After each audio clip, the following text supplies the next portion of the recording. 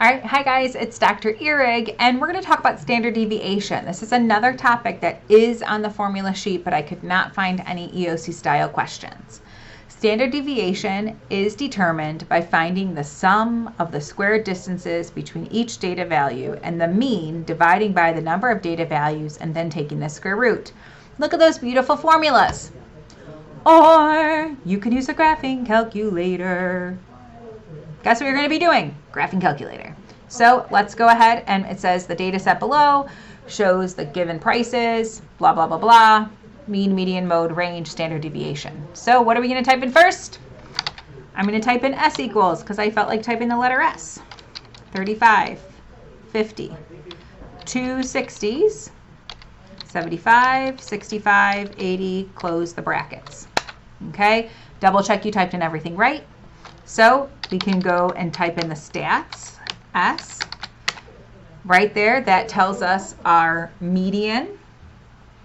All right, we know our range is going to be 80 minus 35, which is going to give us 45. Our mode is the number that happens the most, so that's 60. Our median, according to the stats, is also 60. And we still need to find our mean. Oh my gosh, that's so hard. Function, mean, the letter S, 60.7. And because we're talking about money, we'll do $60.71. And then it's like, well, Doc, what's the standard deviation? Just as an FYI, I put this picture up here from Q Math.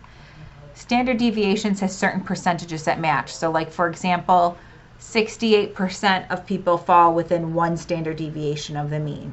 And then you just keep going on and on like that. So you could figure it out the hard way, or you can click on the functions button, click on the standard deviations button, type in the letter S. There it is. Done. Like, man, your life is so much easier than mine was. We're going to round to 12 cents because it's money. All right, moving up to the next. The data shows the blah, blah, blah, blah, blah, blah, blah, blah. Actually, we can't even do the next one because it isn't even a question. Standard deviation. Use the graphing calculator to type in the list. Use the functions button, type in standard deviation. You're good as gold. Bye.